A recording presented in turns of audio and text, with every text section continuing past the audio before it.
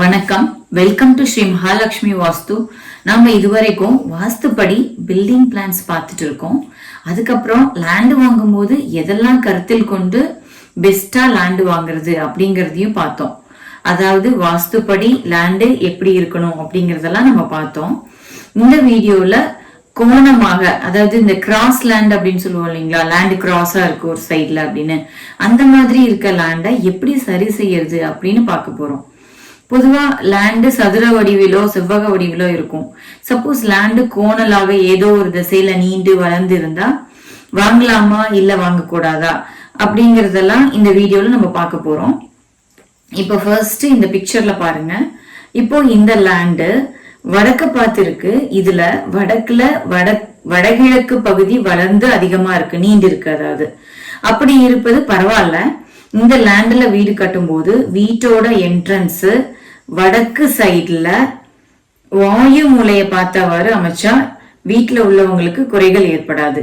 ஏன்னா இப்ப இந்த சைட்ல தான் உங்களுக்கு நீண்டு இருக்கு. ஸோ இந்த இடத்துல கேட்டு வச்சு நம்ம வாயு மூலையை பார்த்த மாதிரி வச்சோம் அப்படின்னா இந்த லேண்டு நம்ம வாங்கிக்கலாம், கரெக்டா இருக்கும். இப்போ அடுத்து இந்த பிக்சர்ல பாருங்க. இந்த லேண்டு கிழக்க பார்த்திருக்கு. இந்த லேண்டுல வடகிழக்கு பகுதி வளர்ந்து இருக்கு. இப்போ இந்த இடத்துல வீடு கட்டும் போது கிழக்கு பகுதியில, அதாவது இந்த இடத்துல அக்னி மூலைய பார்த்த மாதிரி, தென்கிழக்கு அக்னி மூலைய பார்த்த மாதிரி கேட் அமைச்சோம் அப்படின்னா வீட்டுல உள்ளவங்களுக்கு நன்மை ஏற்படும். இப்போ இந்த ரெண்டு அமைப்பும் இருந்தா, அதாவது இந்த ரெண்டுலயுமே பாத்தீங்கன்னா வடகிழக்கு பகுதி தான் நீண்டு இருக்கு. சோ இந்த மாதிரி அமைப்புள்ள லேண்டை நம்ம வாங்கிக்கலாம். கேட்டை மட்டும் நான் சொன்ன மாதிரி நம்ம அமைச்சுக்கிட்டோம் அப்படின்னா நமக்கு அது லக்கியா இருக்கும். இனிமே வரப்போற இதெல்லாம் பாத்தீங்கன்னா நம்ம மேக்சிமம் அவாய்ட் பண்ணிக்கிறது நல்லது. பட் அப்படியே இல்லை, நம்ம வாங்கிட்டோம் அப்படின்னா நம்ம அதை எப்படி சரி செய்யறது அப்படிங்கறத நம்ம இதுல பார்க்க போறோம். இப்ப இந்த பிக்சர் பாருங்க. இப்ப இந்த இடத்துல கிழக்கு அக்னி மூலை நீண்டு இருக்கு. இப்ப இந்த இடத்துல நம்ம மேற்கு கோட்டை ஆதாரமா வச்சுட்டு நிருதி மூலை, அதாவது நிருதி மூலை அப்படிங்கிறது தென்மேற்கு பகுதி, அதை ஆதாரமா வச்சுட்டு நம்ம தென்மேற்கு மூலை மட்டும் வச்சு அங்கிருந்து கிழக்கிற்கு 90 டிகிரி கயிறை இழுத்த பிறகு தெற்கு அக்னி மூலை வளர்ந்த இடத்த சரி செய்து எக்ஸ்ட்ரா இருக்கும் இடத்த ரோடோட சேர்த்து விட்டணும். இப்ப இங்க பாருங்க. இப்ப இங்கதான் நீண்டு இருக்கு அக்னி மூலை. சோ இப்ப இதுக்கு ஸ்ட்ரைட்டா இந்த இடத்துல ஸ்ட்ரைட் பண்ணி இந்த பிக்சர்ல பாருங்க. இப்ப இதை சதுரிச்சிருக்கோம். இப்ப இந்த எக்ஸ்ட்ரா இருக்கிற இடத்த நம்ம ஸ்கிப் பண்ணிடணும். இப்ப இதுதான் ரோடுன்னு வச்சுக்கோங்களேன். இப்ப இந்த இடத்துல இந்த எக்ஸ்ட்ரா இருக்கிற ரோடோட நம்ம சேர்த்து விட்டுறணும். சோ இதை நம்ம ஸ்கிப் பண்றது நல்லது. இப்ப அடுத்து இருக்க இடத்துல பாருங்க. இப்போ இங்க தெற்குல தென்கிழக்கு மூலை அதாவது இங்கேயும் அக்னி மூலை இந்த சைட்ல நீண்டு இருக்கு.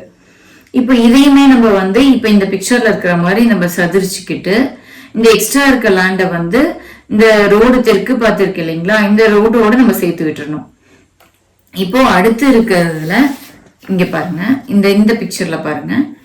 இப்போ இங்க தெற்குல தென்மேற்கு பகுதியில இந்த இடத்துல நிருதி மூலை தான் தென்மேற்கு பகுதியில இங்க நீண்டு இருக்கு. இப்ப இங்கேயுமே பாத்தீங்கன்னா இந்த இடத்துல பாருங்க சதிர்ச்சிக்கிட்டு இந்த எக்ஸ்ட்ரா இருக்கிற லேண்டை நம்ம தெற்குல ரோடோட சேர்த்து விட்டுறணும். இப்போ அடுத்து பாருங்க.